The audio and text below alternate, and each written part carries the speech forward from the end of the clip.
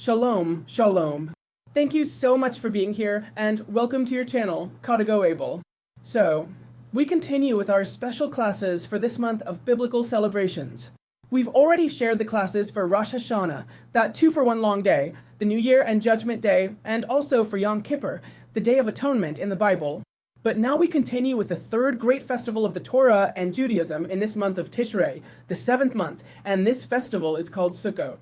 This is Abel Flores, and without further ado, we begin today's special class. To begin, ladies and gentlemen, let's define the basics. What is Sukkot? It's a feminine plural Hebrew word meaning booths, but Sukkot, booths or shelters, is also one of the 3 biblical pilgrimage festivals. The Torah itself also calls it Chag HaSukkot and Chag HaAsif, Feast of Ingathering, and sets its celebration from the 15th to the 21st of Tishrei, which is the 7th month according to the Torah of Moses. It is followed by Shemini Atzeret as a separate day of assembly. Its central themes, dwelling in the sukkah, booth, and taking the 4 species, arba minim. Its basic texts are Leviticus 23:33-44, Numbers 29:12-34, Deuteronomy 16:13-17, and Exodus 23:16-34-22. As you can see, this festival is mentioned 4 times in the Torah, something unusual. Its biblical foundations are in the word dwelling in booths, so that your generations may know that God made Israel dwell in Sukkot when they left Egypt in the desert. The agricultural dimension, the closing of the harvest cycle, Asif, during the time of the temple, is crucial to understanding the origin and foundations of this festival. The temple sacrifices consisted of a decreasing series of bulls from 13 to 7, totaling 70 in 7 days, in reference to the 70 nations that existed in Moses' time, and thus it is a festival of universal character. The only biblical festival with this universal or international dimension, which is why it is interpreted as a biblical festival with a messianic sign or message. The Talmud debates whether Sukkot were physical booths or the clouds of glory that accompanied Israel in the desert. Rabbi Akiva says booths, Rabbi Eliezer says clouds. The classic source is Sukkah 11b. The halacha or essential regulations for the sukkah is found in the Mishna, which codifies basic parameters for the sukkah: height, minimum 10 tefachim, maximum 20 amot. This structure, at least 2 walls and a tefachim, practically 3 sides, a roof, schach, of plant material, more shade than sun, open sky, i.e., not under any other roof or tree. The Shulchan Aruch, Orach Chaim, specifies that the sechak must grow from the earth, be free from impurity, and not be susceptible to impurity, not under a tree or roof. It invalidates except in extreme cases. It is customary to begin construction after Yom Kippur. Some even begin making the sukkah that same night, and this is considered good practice. The Hebrew expression, teshvu ke'ein taduru, to dwell as one dwells in a house, governs life in the sukkah, eating, drinking, sleeping, and socializing there for 7 days with the Leishev Basukkah blessing when appropriate. Now we have to explain something very important that accompanies the biblical festival of Sukkot. The 4 kinds of Sukkot, arba minim in Hebrew. The biblical basis for this is found in Leviticus 23:40, where the Torah commands, "And you shall take on the first day fruit from a fine tree, branches of palm trees, branches of a leafy tree, and willows of the brook, and you shall rejoice before the Lord your God for 7 days."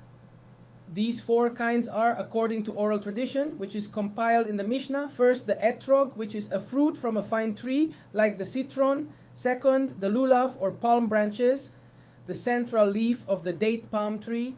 Third, the hadas, which is the myrtle. And fourth, the arava, willows of the brook, which is the willow itself. This mitzvah or commandment is exclusive to Sukkot and has no parallel in either Pesach or Shavuot. But what is the quantity and proportion of these species? According to the Mishna, Sukkah 3:4 and the Shulchan Aruch, Orach Chaim 6:51, they are an etrog, a lulav, 3 hadassim, myrtle, and 2 aravat, willows. The lulav is tied with the hadassim and aravat to form a bouquet called a lulav, and the etrog is held separately in the other hand. In ritual use, they are waved, non-UM, in 6 directions, east, south, west, north, up, and down, during Hallel in the synagogue. They are also used in the Hakafat, circling the altar, Baima, with the singing of Hashanat. On the 7th day, Hohana Rabbah, this rite is intensified. Each species must be complete and whole, without major cuts, fresh and not dried out. A of a minimal size. For example, the lulav must have at least 4 tefashim protruding. And of course, this must not be stolen or misappropriated.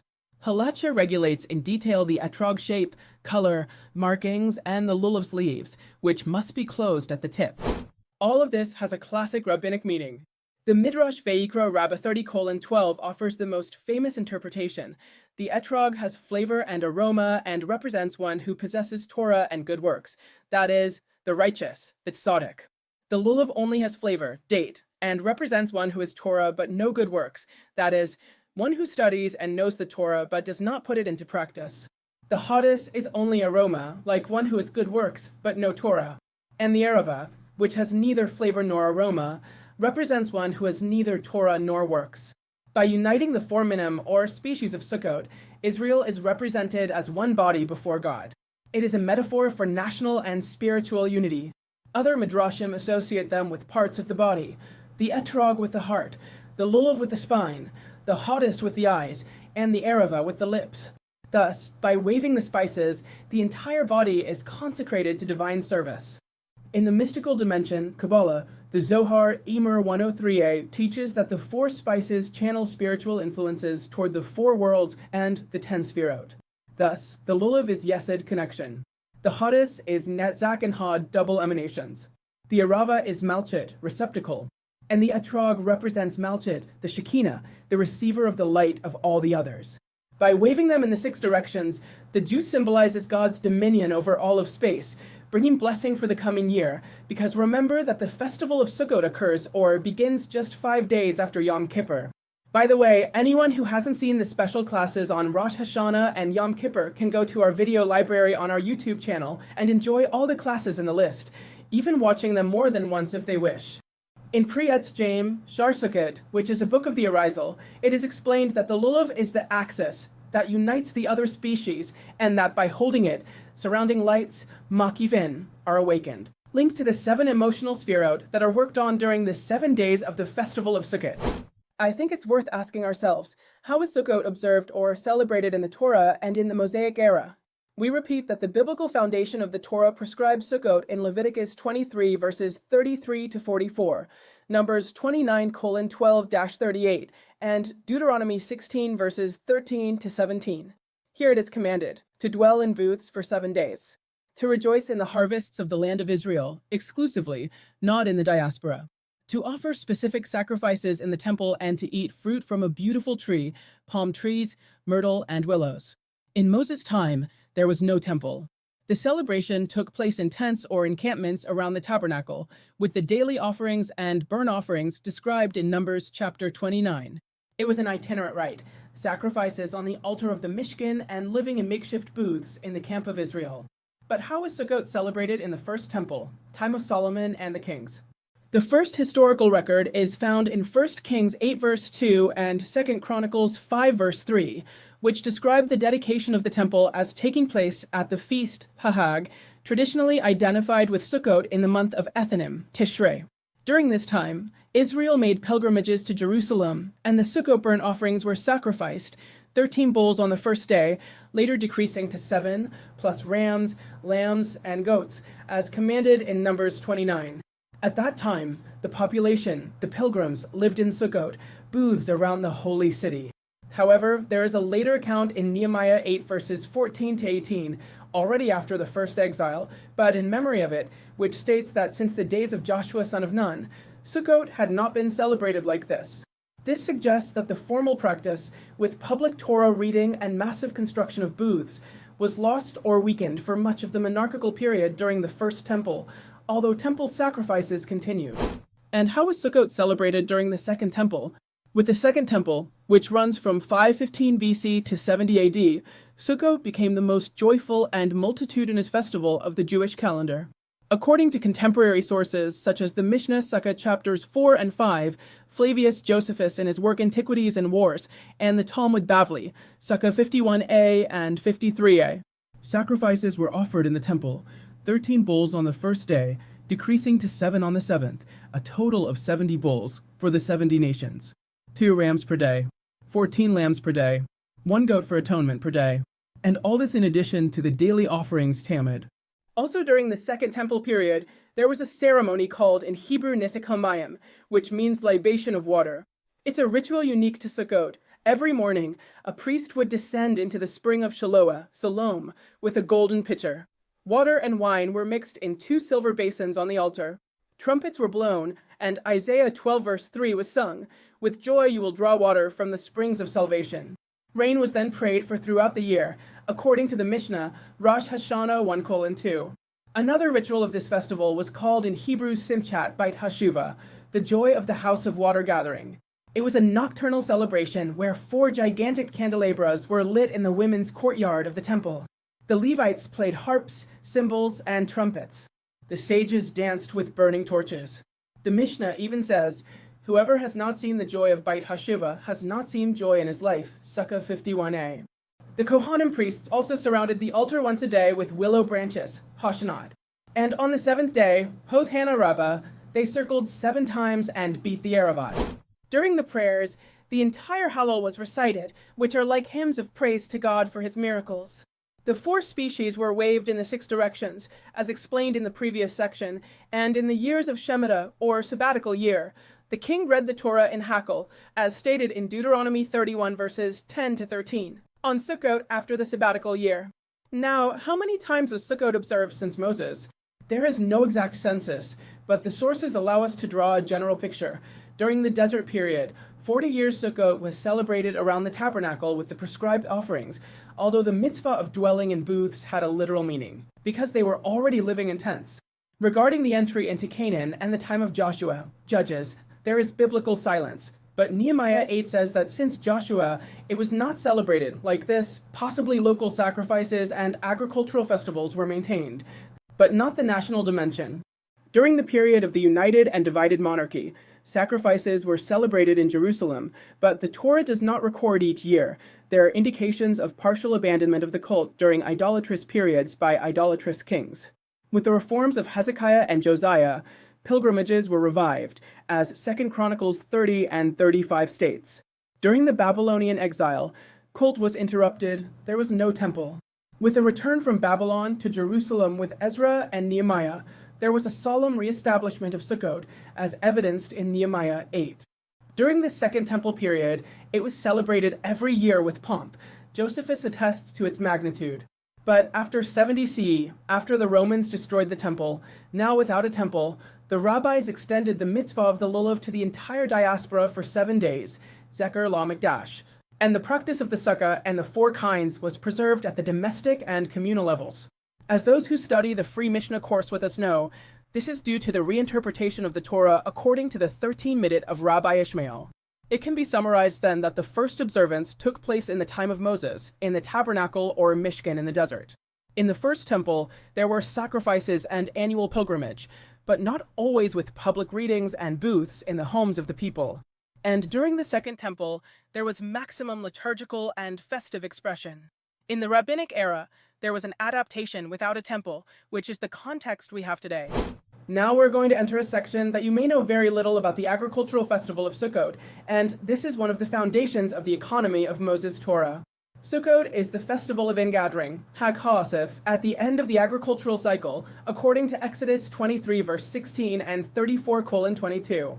That is, it is celebrated just as the harvest and the winepress are finished. In this context, the Torah commands, in addition to the festive sacrifice and joy, to bring the fruits and tithes to the sanctuary. It is written, 3 times a year every male shall appear before the Lord, the feast of unleavened bread, which is Passover or Pesach, the feast of harvest, which is Shavuot, and the feast of ingathering at the end of the year. Exodus 23 verses 14 to 17. Therefore, Sukkot is the natural time to bring the agricultural contributions accumulated during the year. In other words, in modern tax terms, Sukkot is the time of year for paying taxes, for collecting taxes, but all of this was exclusive to agriculture because all the children of Israel had a portion of the land of Israel. The types of agricultural tithes were established in Torah legislation. Agricultural production in the land of Israel is subject to several precepts. The Teruma Gedola is the large portion according to Numbers 18:8-12, with the recipient being the Kohanim or priests. Then there is the Maser Rishon, or first tithe, commanded in Numbers 18:21-24, with the recipient being the Levites. And it is in Maser Sheni, which in Hebrew is the second tithe, written in Deuteronomy 14 verses 22-27. The recipient was the landowner himself, who consumed this portion of his harvest in Jerusalem when they made the pilgrimage to the temple in years 1, 2, 4, and 5 of the 7-year cycle of Shemitah. And finally, there is the Maser Ani, or the poor's tithe, mandated in Deuteronomy 14 verses 28-29-4, as its name indicates, the poor, orphans, and widows in years 3 and 6 of the 7-year cycle of Shemitah. In the Shnat Shemitah, sabbatical year, there is no tithing, the land lies fallow. There is rest, and everything the land naturally produces is for those who desire it. All of this obviously has a direct relationship with the pilgrimage festivals. In Deuteronomy 16 verses 16-17 it is written, 3 times a year every male shall present himself, with an offering according to the blessing of the Lord your God, which he has given you. This isn't exactly a tithe, but rather the obligation not to present it empty, korban chajaga. However, Maser Sheni, the second tithe, was to be eaten in Jerusalem, and the pilgrimage festivals, Pesach, Shavuot, Sukkot, were the natural time to redeem it and consume it there with the family. So we repeat, in years 1, 2, 4, and 5 of the Shemitah cycle, Maser Sheni was to be eaten in Jerusalem. And in years 3 and 6, Maser Ani was given to the poor in the locality where the harvest was harvested. Sukkot, being at the end of the agricultural year, functioned as the closing of the cycle and a time to bring or consume the tithes. That's why I tell you that Sukkot was like the exclusively agricultural tax collection of all Israel, exclusively in the land of Israel, according to the Torah of Moses. There are some key texts we can review here, such as the Maser Sheni, or second tithe, which says, "You shall tithe all the produce of your offspring. And you shall eat before the Lord your God, in the place he will choose, the tithe of your grain, your wine, and your oil, so that you may learn to fear the Lord your God." Deuteronomy 14 verses 22-23. If the journey was long, it could be redeemed in money, taken to Jerusalem, and there purchased for food to eat at the festival.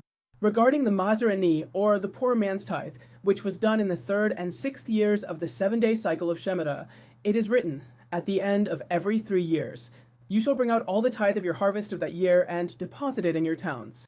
The Levite, the foreigner, the fatherless, and the widow shall come and eat and be satisfied." Deuteronomy 14 verses 28-29. A confession of tithe, Vidui Maser, was also made on Pesach in the 4th and 7th years of Shemitah, according to Deuteronomy 26 verses 12-15. This declaration that all tithes were properly delivered, including the tithes for the poor. Sukkot holds a secret about shared joy. In Deuteronomy 16 verses 13-15, about Sukkot, it says, "You shall celebrate the Feast of Tabernacles, and rejoice in your feast, you, your son, your daughter, your male and female servants, the Levite, the stranger, the fatherless, and the widow who live within your gates." This directly links Sukkot to the social distribution of the fruits. The Torah requires that Levites and the disadvantaged, precisely those who receive tithes, also participate in the feast. It is an ethic of sharing the abundance at the end of the year. In the Temple of Jerusalem, during the first temple period, tithes and first fruits, by Purim, were brought to the temple.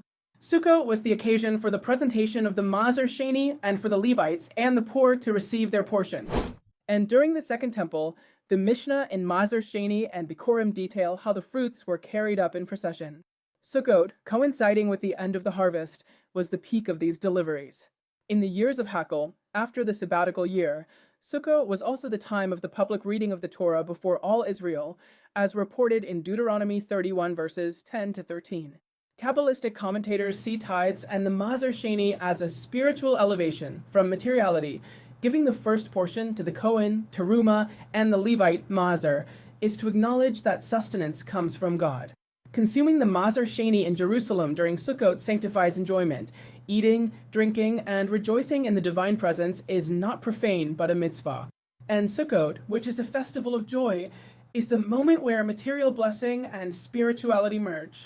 So let's repeat. Sukkot is the agricultural festival par excellence, closing the cycle, gratitude for the harvest. The tithes Teruma, Maser Rishon, Maser Sheni, and Maser Ani structure the redistribution of that abundance in the temple, which at that time was like Israel's central bank. The Maser Sheni was consumed in Jerusalem during the pilgrimage festivals, including Sukkot. The Maser Ani was given to the poor in the years 3 and 6, coinciding with the instruction to bring joy to the needy on Sukkot. The temple in Jerusalem was the focus of the giving and consumption of the tithes. And all of this is within the context of the ethical and mystical dimension of recognizing divine sovereignty, sanctifying matter, and sharing with the Levites and the poor. That is, these types of taxes are directed toward the Levites, who are like public servants or workers of the state or government, and in turn toward the poor, the disadvantaged, foreigners, widows, orphans, and every needy sector of society. But now, it's very important to ask ourselves, what happened to the Torah tithes, which are all agricultural, after the destruction of the Second Temple? Well, here's a clue. Rabban Yochanan ben Zakkai, the sage who survived the destruction of the temple, established that the lulav be taken every 7 days everywhere, not just in the temple, Zecher LaMikdash, in remembrance of the sanctuary. As the Mishna says in Sukkah 3:12. That is, here we see how, as early as the year 70, with the very destruction of the temple before their eyes, they began to reinterpret the Torah without the temple. So, this means that Rabbi Ishmael was a compiler of these reinterpretations that extended the hermeneutical rules for reinterpreting the Torah without the temple from 7 to 13. For example, since then, the sages have linked the 4 species and the sacrifices of Sukkot with the abundance of water, rain, for the entire world. The judgment of water is mentioned in the Mishna Rosh Hashanah 1:2. The prophecy of Zechariah 14 verses 16 to 19 says that in the future all nations will ascend to Jerusalem to celebrate Sukkot. To fully understand everything that is happening here, it is necessary to study the general concept, Da'oreda versus Derabanan. In the Torah, Da'oreda, which is the written Torah of Moses, the laws of Teramot and Masrat are obligatory in the land of Israel when the majority of the people reside there and the Beit HaMikdash, temple, is functioning with a priestly service. When the temple was destroyed and the majority of the people went into exile, the biblical obligation of tithing ceased in the strict sense, that is, according to the authority of the Torah of Moses, which is what Da'oreda means. However, the sages instituted Derabanan, which means according to rabbinic authority, the continuity of these mitzvot, but with different regulations. This way, they preserve the memory of the agricultural mitzvot, maintain the priestly and Levitical identity, and foster the sanctity of the land even without a mikdash or tabernacle. Thus, today, without the temple, the Teramot and Masrat are rabbinic takanot, i.e. Derabanan. In Talmud Kiddushin 37a, it is stated, the Torah links the obligation to tithe to the condition of when you enter and inherit the land. The Gemara explains that outside of Eretz Yisrael, tithing is obligatory, and that even in Eretz Yisrael, in times without a Jewish majority, it is also obligatory. In the Sifrei Devarim on Deuteronomy 14 verse 22, it is written, you shall tithe all the produce of your offspring, when the land is completely holy. Rambam Maimonides, in Hilchot Teramot 126 says, at this time, all teruma and maser in the land of Israel are of rabbinic order. And in Hilchot Masrat 1:1-2, it explains that as long as the biblical conditions are not met, Derabanan applies. In fact, in the 16th century, Shulchan Aruch Dayah 331-332 codifies the current practice. Teramot and Masrat are separated. But they are done so with the appropriate formulas and without the same biblical sanctity, because they are according to rabbinic authority. So, how is tithing practiced today without the temple? A very small, even symbolic, portion of the Teruma Gedola is separated and respectfully discarded because of its sanctity, and it is not consumed.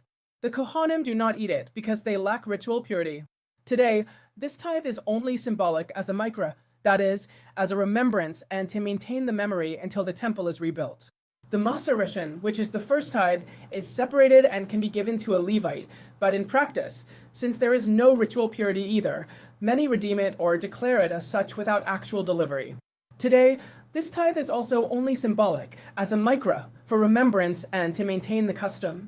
The Maser Sheni, or second tithe, in years 1, 2, 4, and 5 of the Shemitah cycle, is redeemed on a coin with less than a perudo's value, since it cannot be consumed in Jerusalem, nor is there a temple, and the coin is later discarded. Therefore, this tithe cannot be fulfilled either, only symbolically. The Maser Ani, or the poor's tithe, was given in years 3 and 6. It is given to the poor. This is the only part that can be effectively fulfilled today, because it does not depend on the temple. And what about the Bikurim, or first fruits? They can no longer be carried or presented. They are suspended for the same reasons as the previous ones. You now understand this principle, which is rabbinic, Zeker La Mikdash. It means that, as with the lulav for 7 days, Sukkah 41a, the rabbis established that Teramot and Masrat be continued Zeker La Mikdash in remembrance of the temple. This keeps the awareness and practice of the agricultural mitzvot alive for when the Mikdash is rebuilt. Today, any agricultural product grown in the land of Israel must be separated from Teramot and Masrat before consumption, even if it was grown by non-Jews, depending on specific conditions. In Israel, these tithes are obligatory for farmers, but this authority is derabanan. But outside of Israel, it is practiced only with products brought from Israel, as a precaution, that is, only products imported from Israel about which there is doubt that they have already been tithed. Generally, products in Israeli supermarkets that carry the kosher seal have already been tithed by the rabbis, because the kosher seal not only signifies purity and impurity, but also that they have been tithed. Kashrut organizations in Israel carry out this process en masse, so that the products can be sold as kosher l'meisrat. Kabbalists, such as the Arizal, point out that even with the power of the derabanan tithe, the act of separating elevates the physical portion and sanctifies consumption. Maintaining the custom without the temple is spiritual training for the future restoration. This is what doing things by Micra means. Today's conclusion is that the tithes of the Torah of Moses are exclusively agricultural, and without the temple, they have a derabanan character in Eretz Yisrael today. They are symbolically separated, redeemed, or given to the poor as appropriate. The sages instituted this continuity to keep the mitzvah and the consciousness of holiness alive even without a mikdash, and this is called a Micra. This is a clear example of how the rabbinical halacha adapts the biblical mitzvah to historical conditions, preserving their spirit and preparing for their full restoration. And finally, I want to say 2 things. First, giving charity and tzedakah are 2 different things from tithing. A tithe is a fixed amount set aside from income, as was done in ancient times with agricultural products. Giving charity is helping one's neighbor, doing good, and doing justice, or tzedakah, is, for example, feeding the hungry, sheltering the homeless, healing the sick, and clothing the naked. And second, if you belong to a community and you tithe, good for you, may God bless you, because the purpose of this class is simply to warn you that you are not fulfilling a commandment of the Torah of Moses, but rather a rabbinic regulation. As sarcastic as it may seem, you are tithing like the Pharisees, who are the interpreters of the Torah. Until the next video.